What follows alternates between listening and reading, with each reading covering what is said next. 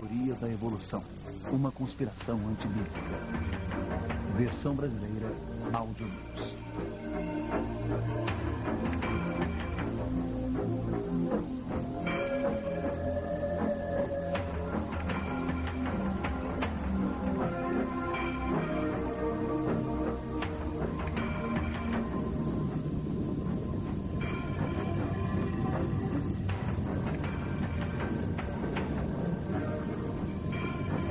A controvertida pergunta de como a vida começou vem intrigando a humanidade há milhares de anos. Há duas escolas de pensamento. Uma ideia é a de que Deus é o criador da natureza, o criador e o governante do universo que criou cada espécie de vida existente na Terra com uma intenção deliberada. Tal ideia é conhecida como a ciência da criação ou o aparecimento repentino. Uma ideia oposta, predominante na sociedade atual e na comunidade científica, é conhecida como evolução. Ela afirma que a matéria inorgânica se transformou em vida de forma não intencional e foi se desenvolvendo com o tempo. Formas unicelulares progrediram para formar estruturas mais complexas, pluricelulares, resultando no desenvolvimento definitivo do homem. Os princípios da evolução influenciam todos os aspectos de nossa sociedade. Em todo o mundo, museus famosos apresentam perspectivas evolucionárias. Parques nacionais e monumentos históricos se tornaram locais de exibições de informações evolucionárias. Revistas científicas, publicações geográficas e de história natural, livros infantis e programas de televisão apresentam a evolução ao público como um fato. Muitos dos filmes mais populares de hoje, parques de diversões e até mesmo seriais matinais, promovem ideias evolutivas para um público ávido. Livros, textos que desenvolvem teorias evolucionistas são leituras compulsórias para alunos de escolas públicas de primeiro grau, faculdades e universidades. A evolução se tornou o fundamento para a maioria das disciplinas científicas, incluindo a paleontologia, geologia, biologia e astronomia. O objetivo de muitos cientistas é o de eliminar explicações sobrenaturais e fornecer respostas naturalistas. Consequentemente, muitos têm que rejeitar a intervenção sobrenatural de Deus e a criação milagrosa. Carol Matriciana, nascida e criada na Índia, é a autora de Deuses da Nova Era e coautora do livro A Conspiração da Evolução, um salto quântico para a nova era. Há alguns cientistas que acreditam num Deus criador. A maioria acredita na evolução física, o que quer dizer que as formas de vida se tornem mais complicadas com o tempo.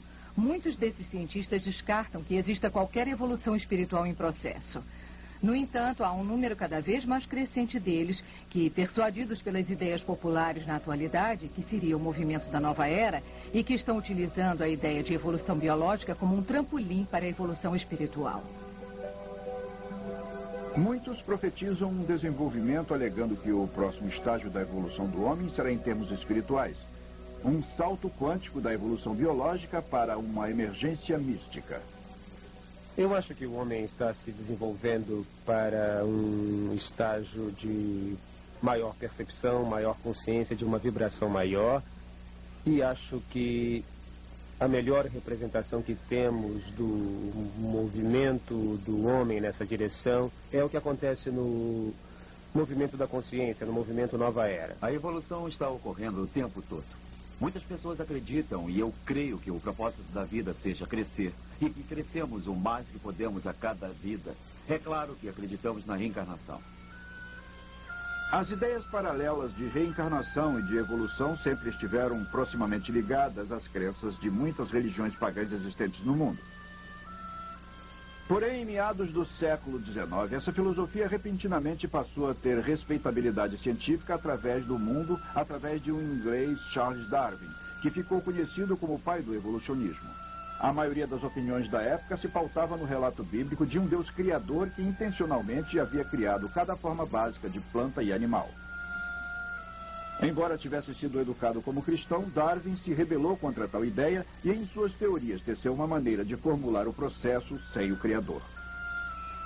Esta é a casa de Charles Darwin entre 1842 e 1882. Foi nesse escritório que Charles Darwin produziu seus grandes trabalhos. Ele costumava se sentar nessa poltrona e foi aqui que ele escreveu o seu famoso livro sobre a origem das espécies, publicado em 1859. Charles Darwin é um gigante dentre os homens e no mundo moderno, porque ele desenvolveu a teoria da evolução, que transformou o mundo científico.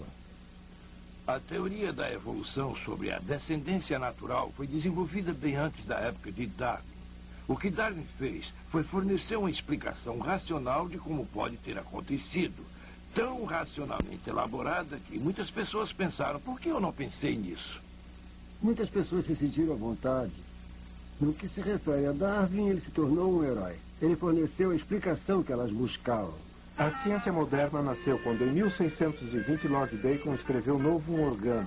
Entre 1620 e 1860, a maioria dos cientistas acreditava no Criador e na criação do homem.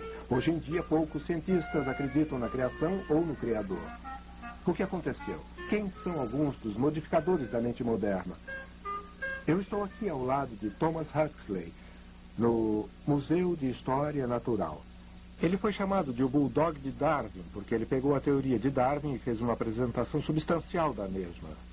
Huxley acreditava que podemos explicar tudo na natureza independentemente do Criador através de simples leis naturais. Nós temos que lembrar que, afinal, o criacionismo era aquilo em que todos nós acreditávamos há poucos anos e o criacionismo foi destituído na comunidade científica pelo pensamento evolucionista. Acontece que o pensamento de Darwin foi considerado como blasfêmia pelo cidadão comum na Inglaterra naquela época.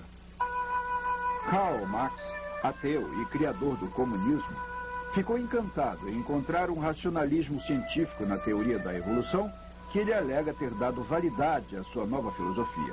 Marx admirava Darwin e os dois se comunicavam através de correspondência. Em agradecimento, Marx até tentou dedicar sua grande obra, a Teia, o Capital, a Darwin. Havia comentários na época, e Karl Marx era um deles, que viam a teoria de Darwin fornecendo credibilidade científica ao que previamente era uma mera filosofia. A filosofia do socialismo, a filosofia do comunismo, todas se tornaram cientificamente acreditadas com a teoria de Darwin. Roger Oakland é um ex-evolucionista, professor de biologia e coautor do livro A Conspiração da Evolução, um salto quântico para a nova era. Quando o comunismo tomou conta da província de Yulin, na China, a população inteira foi forçada a assistir aulas de propaganda comunista. A primeira lição não era dada com palavras de sabedoria de Lenin ou de Stalin, mas um curso básico sobre a evolução darwiniana. Quando um de meus ex-alunos abraçou o comunismo e foi levado a Moscou para treinamento, o que acha que lhe ensinaram? Lenin, Marx? Não. Durante 2 anos ele foi para uma biblioteca onde lhe ensinaram apenas o evolucionismo, identificando-o como a base para o comunismo. Sem o evolucionismo não pode haver marxismo, nem leninismo, nem mesmo humanismo. A não ser que o universo tenha criado a si próprio, a não ser que o homem seja Deus, a não ser que não haja criador, nenhuma dessas filosofias poderiam ser sustentadas. As pessoas que vislumbraram o conceito da evolução, começando por Charles Darwin, e até mesmo antes dele, surgiram com a ideia que começa com o vácuo. Então houve uma explosão nesse vácuo, chamada de o Big Bang, que criou a galáxia da Via Láctea com cerca de 200 bilhões de astros, todos circulando com uma precisão coordenada, resultante de tal explosão.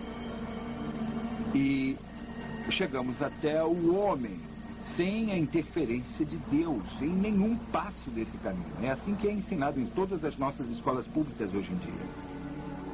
Todo o propósito de Darwin era o de explicar a vida sem um projeto de finalidade, sem a necessidade de um criador, simplesmente através de mecanismos ou de processos naturais. Luther Sunderland, ex-engenheiro aeroespacial e autor do livro O Enigma de Darwin. Mas o que é essa explicação materialista ou natural para a evolução? Ela diz que nos primórdios da Terra, nos oceanos, alguns elementos químicos se uniram e formaram espontaneamente a primeira célula viva. Porém, essa não foi uma manobra simples, porque o organismo unicelular mais simples que conhecemos tem em seus genes e cromossomas tantos dados quanto a quantidade de letras existente na maior biblioteca do mundo, 1 trilhão de letras. Nenhuma forma no mundo poderia organizar tantos dados assim através do acaso. A maioria das formas de vida são constituídas por bilhões dessas células complexas que mais uma vez se arrumaram numa ordenação perfeita. A impossibilidade matemática do corpo humano ser formado acidentalmente ultrapassa a lógica de uma explosão numa gráfica de impressão resultar numa formação de um dicionário.